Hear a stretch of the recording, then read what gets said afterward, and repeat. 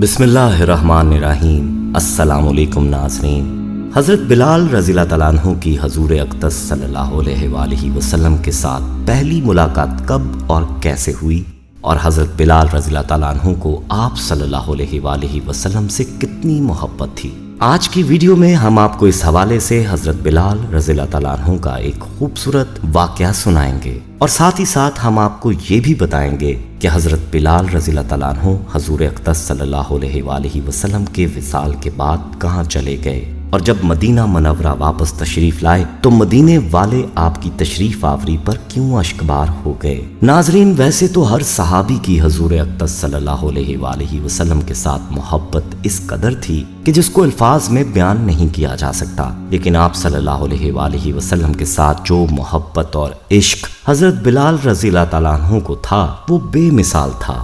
حضرت بلال رضی اللہ تعالیٰ عنہ کا حضور صلی اللہ علیہ وآلہ وسلم کے ساتھ محبت کا یہ واقعہ سننے کے لیے ویڈیو کو آخر تک لازمی دیکھیے گا۔ ناظرین، اس سے قبل کہ ہم اصل موضوع کی جانب بڑھیں، آپ سے درخواست ہے کہ اگر آپ ہمارے چینل مکتب ٹی وی کی ویڈیو پہلی بار دیکھ رہے ہیں اور ابھی تک آپ نے ہمارا چینل سبسکرائب نہیں کیا تو ابھی ہمارا چینل سبسکرائب کریں اور ساتھ ہی لگے بیل کے بٹن کو بھی پریس کریں تاکہ آپ کو مستقبل میں ہماری اپلوڈ ہونے والی مزید ویڈیوز کا نوٹیفیکیشن ملتا رہے۔ ناظرین، یاد رہے کہ عشق رسول صلی اللہ علیہ وآلہ وسلم عطیہ خداوندی ہے، اور جس کو اللہ تعالیٰ یہ عطا فرما دیتا ہے اس کو زمانے کا سردار بنا دیتا ہے، اور یہ عطیہ اللہ تعالیٰ نے اپنے محبوب بندے حضرت بلال حبشی کو بھی عطا فرما رکھا تھا۔ یہ عشق رسول ہی تو تھا کہ جس نے ایک غلام کو وہ عظمتیں اور رفتیں عطا فرمائیں کہ جن کے قدموں کی آہٹ کو جنت کے اندر بھی سنا گیا، یعنی چلتے تو وہ زمین پر تھے لیکن ان کے قدموں کی آہٹ جنت میں سنائی دیتی تھی، اور اسی عشق رسول صلی اللہ علیہ وآلہ وسلم کی وجہ سے یہ بلال حبشی سے بلال رضی اللہ تعالیٰ عنہ بنے، اور آج بھی ہر کوئی آپ کا نام ادب و احترام کے ساتھ لیتا ہے۔ آئیے آپ کو بتاتے ہیں کہ اس عشق کی ابتدا کہاں سے ہوتی ہے۔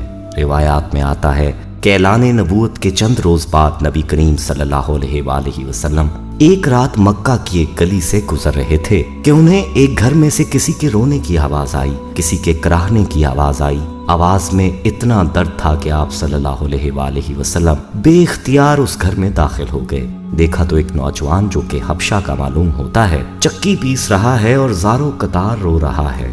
آپ صلی اللہ علیہ وآلہ وسلم نے اس سے رونے کی وجہ پوچھی تو اس نے بتایا کہ میں ایک غلام ہوں، سارا دن اپنے مالک کی بکریاں چراتا ہوں، شام کو تھک کر جب گھر آتا ہوں تو میرا مالک مجھے گندم کی ایک بوری پیسنے کے لیے دے دیتا ہے، جس کو پیسنے میں ساری رات لگ جاتی ہے۔ میں اپنی قسمت پر رو رہا ہوں کہ میری بھی کیا قسمت ہے، میں بھی تو ایک گوشت پوست کا انسان ہوں، میرا جسم بھی آرام مانگتا ہے، مجھے بھی نیند ستاتی ہے، لیکن میرے مالک کو مجھ پر ذرا بھی ترس نہیں آتا۔ کیا میرے مقدر میں ساری عمر اس طرح درد کی زندگی گزارنا لکھا ہے؟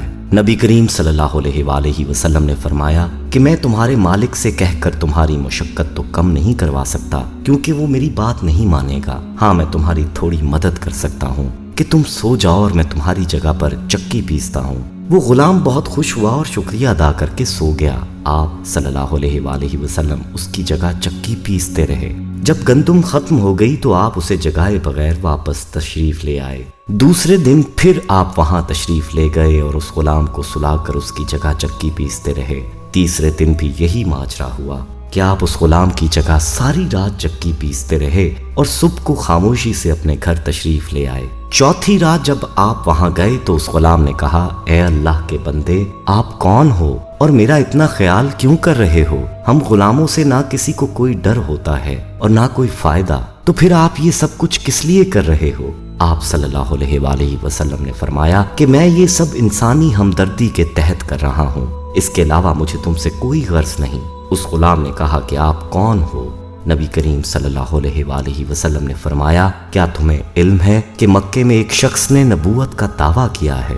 اس غلام نے کہا، ہاں میں نے سنا ہے کہ ایک شخص جس کا نام محمد ہے اپنے آپ کو اللہ کا نبی کہتا ہے۔ آپ صلی اللہ علیہ وآلہ وسلم نے فرمایا کہ میں وہی محمد ہوں۔ یہ سن کر اس غلام نے کہا کہ اگر آپ ہی وہ نبی ہیں تو مجھے اپنا کلمہ پڑھائیے، کیونکہ اتنا شفیق اور مہربان کوئی نبی ہی ہو سکتا ہے جو غلاموں کا بھی اس قدر خیال رکھے۔ یوں آپ صلی اللہ علیہ وآلہ وسلم نے بلال حبشی کو کلمہ پڑھا کر مسلمان کر دیا، اور اس کے بعد حضرت بلال پر جو تکالیف اور مظالم کے پہاڑ ڈھائے گئے وہ کسی سے مخفی نہیں۔ مشرکین نے اپنی پوری طاقت لگا دی، لیکن آپ کی زبان پر ایک ہی صدا تھی، آہت آہت آہت۔ اور آپ کو جان دینا تو گوارا تھا، لیکن آپ کو یہ گوارا نہ تھا کہ آپ دامن مصطفیٰ صلی اللہ علیہ وآلہ وسلم کو چھوڑ دیں۔ حضرت ابو بکر صدیق رضی اللہ تعالیٰ عنہ نے آپ کو خرید کر آزاد فرمایا، اور پھر آپ نے اپنی ساری زندگی حضور صلی اللہ علیہ وآلہ وسلم کی غلامی میں صرف کر دی۔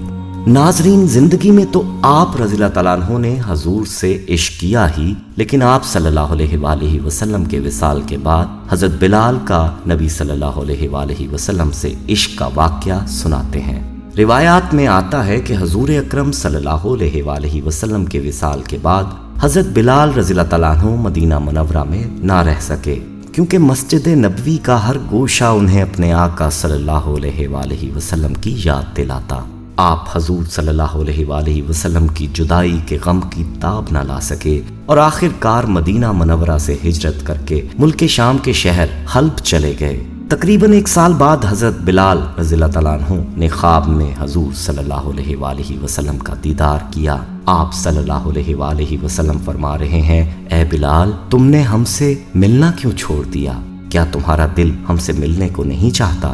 حضرت بلال رضی اللہ تعالیٰ عنہ کی آنکھ کھل گئی، اضطراب بڑھ گیا۔ لبیک یا سیدی صلی اللہ علیہ وآلہ وسلم کہتے ہوئے اٹھے اور راتوں رات مدینہ منورہ کی طرف چل پڑے۔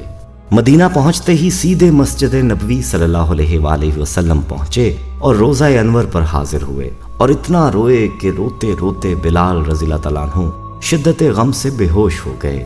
مدینہ منورہ میں حضرت بلال رضی اللہ تعالیٰ عنہ کی آمد کا شہرہ ہو چکا تھا۔ حضرت بلال رضی اللہ تعالیٰ عنہ کو جب ہوش آیا تو دیکھا ہر طرف لوگوں کا ہجوم ہے، لوگ التجائیں کر رہے تھے، اے بلال رضی اللہ تعالیٰ عنہ، ایک دفعہ پھر وہی اذان سنا دو جو حضور صلی اللہ علیہ وآلہ وسلم کو سناتے تھے۔ لوگوں نے بہت ہی اصرار کیا، مگر حضرت بلال رضی اللہ تعالیٰ عنہ اذان کے لیے راضی نہیں ہوئے۔ اتنے میں جناب حسن رضی اللہ تعالیٰ عنہ اور جناب حسین رضی اللہ تعالیٰ عنہ مسجد میں تشریف لائے اور بلال رضی اللہ تعالیٰ عنہ سے درخواست کی، اے بلال رضی اللہ تعالیٰ عنہ، آج ہمیں وہی اذان سنا دو جو ہمارے نانا جان صلی اللہ علیہ وآلہ وسلم کو سنایا کرتے تھے۔ حضرت بلال رضی اللہ تعالیٰ عنہ نے پیارے حضرت حسین رضی اللہ تعالیٰ عنہ کو گود میں اٹھا لیا اور کہا، تم تو میرے پیارے آقا صلی اللہ علیہ وآلہ وسلم کے جگر کے ٹکڑے ہو، تم جو کہو گے وہی ہوگا۔ اگر میں نے انکار کر دیا اور کہیں تم روٹھ گئے تو روضہ انور میں آقا صلی اللہ علیہ وآلہ وسلم بھی رنجیدہ ہو جائیں گے۔ مہینوں کے بعد جب حضرت بلال رضی اللہ تعالیٰ عنہ کی اذان کی پرسوز آواز مدینے کی فضاؤں میں گونجی تو اہل مدینہ کے دل دہل گئے۔ لوگ روتے ہوئے بے تابانہ مسجد نبوی کی طرف دوڑ پڑے۔ حضرت بلال رضی اللہ تعالیٰ عنہ نے جس وقت اشہد ان محمد الرسول اللہ زبان سے ادا کیا، ہزارہا چیخیں ایک ساتھ فضا میں بلند ہوئیں۔ بلال رضی اللہ تعالیٰ عنہ کی نظریں بے اختیار ممبر رسول صلی اللہ علیہ وآلہ وسلم کی طرف اٹھ گئیں۔ ممبر خالی تھا، رسول اللہ صلی اللہ علیہ وآلہ وسلم کا دیدار نہ ہو سکا۔ بے چینی بڑھ گئی، ضبط کے بندھن ٹوٹ گئے اور بے ہوش ہو گئے۔ اس واقعے کے کچھ عرصے بعد حضرت بلال رضی اللہ تعالیٰ عنہ اپنے پیارے آقا صلی اللہ علیہ وآلہ وسلم کے شہر سے رخصت ہوئے اور واپس شام چلے گئے، جہاں 20 ہجری 641 کو آپ نے اپنا سفر حیات مکمل کر لیا۔ آپ رضی اللہ تعالیٰ عنہ کو دمشق میں باب الصغیر کے قریب دفن کیا گیا۔ ناظرین، یہ تھی حضرت بلال رضی اللہ تعالیٰ عنہ کی نبی کریم صلی اللہ علیہ وآلہ وسلم سے محبت کی کہانی۔ ہم یہ امید کرتے ہیں کہ آپ کو ہماری آج کی یہ ویڈیو ضرور پسند آئی ہوگی۔ اگر آپ کو ہماری آج کی یہ ویڈیو پسند آئی ہے تو سب سے پہلے تو اس ویڈیو کو لائک کریں اور اپنی رائے کا اظہار کامنٹ سیکشن میں کریں، اور آپ سے ایک بار پھر درخواست ہے کہ آپ ہمارے چینل مکتب ٹی وی کو ضرور سبسکرائب کر لیں اور ساتھ ہی لگے گھنٹی کے بٹن کو بھی کلک کریں تاکہ آپ کو ہماری آنے والی مزید ویڈیوز کا نوٹیفیکیشن ملتا رہے۔ اللہ تعالیٰ آپ کا اور ہمارا حامی و ناصر ہو۔